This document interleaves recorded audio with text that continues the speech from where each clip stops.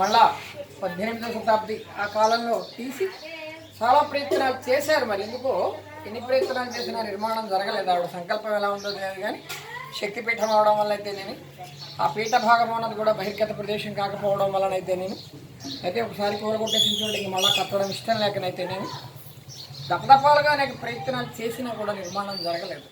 ఆ భాగం కూడా పీఠము అంటే కూర్చునే స్థానం పురుష భాగం కూడా బహిర్గత ప్రదేశం కాకపోవడం వల్ల సాధారణంగా మన వాళ్ళకి ఈ భయం భక్తిని డామినేట్ చేస్తున్నావు. దీపం పెట్టాలంటేనే అనేక సందేహాలు వస్తాయి. ఇప్పుడు పక్క పెట్టాలా, ఎడం పక్క పెట్టాలా, మూడొత్తులు వేయాలా, రెండొత్తులు వేయాలా, ఆవులు వేయాలా, కొబ్బరి నూనె వేయాలా, ఇలాంటి సందేహాలు వస్తాయి. అంత పెద్ద శక్తిపీఠ నిర్మాణం చేయాలంటే ఎన్ని సందేహాలు వస్తాయి.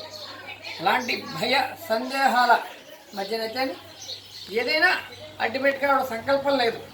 నిర్మాణం జరగనప్పటికీ అంటే భవ్య మందిర నిర్మాణం జరగనప్పటికీ ఆ శక్తి నిక్షిప్తమైనటువంటి స్థానం పిఠాపురం పాత బస్ స్టాండ్లో శిష్టకరణాల వీధిలో ఉన్నటువంటి ఈ పురాతన శక్తిపీఠ ఆలయం అంత మహిమాన్వితమైనటువంటి ధర్మబద్ధమైనటువంటి ఆ కోరికలు నెరవేర్చేటువంటి ఈ పీఠం సదా దర్శనీయం. పిఠాపురం పాత బస్ స్టాండ్ పక్కనే ఉన్నటువంటి శిష్టికరణాల వీధిలో ఉన్నటువంటి పురాతన శక్తిపీఠం, మూల శక్తిపీఠం. నమో ప్రభుపీఠమా.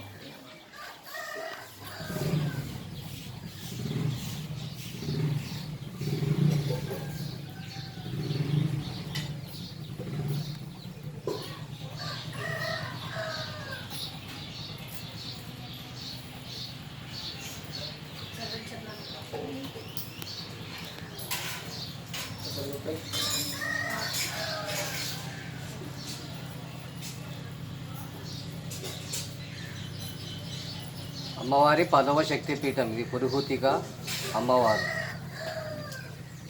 పిఠాపురంలో ఒరిజినల్గా ఇక్కడ వెలిసిందనమాట. ఇది చాలా ఒక బస్తీలో ఒక చిన్న పూరి గుడిసెలాగా ఉంటుంది ఇది ఇల్లు.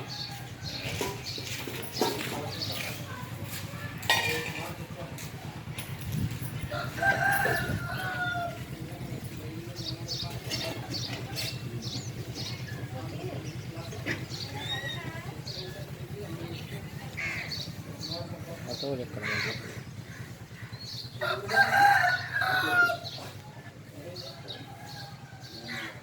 బస్సులో ఇక్కడ ఉంది అసలు.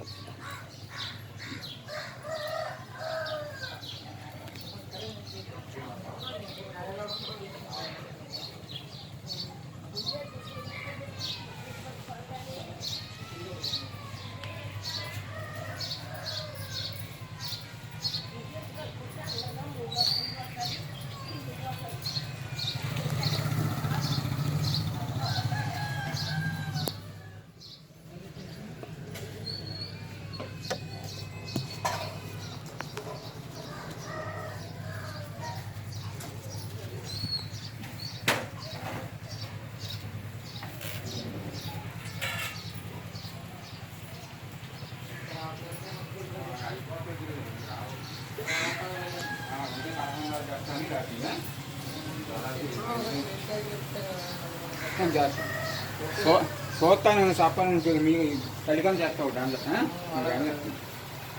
కూడా అప్పుడే చూస్తా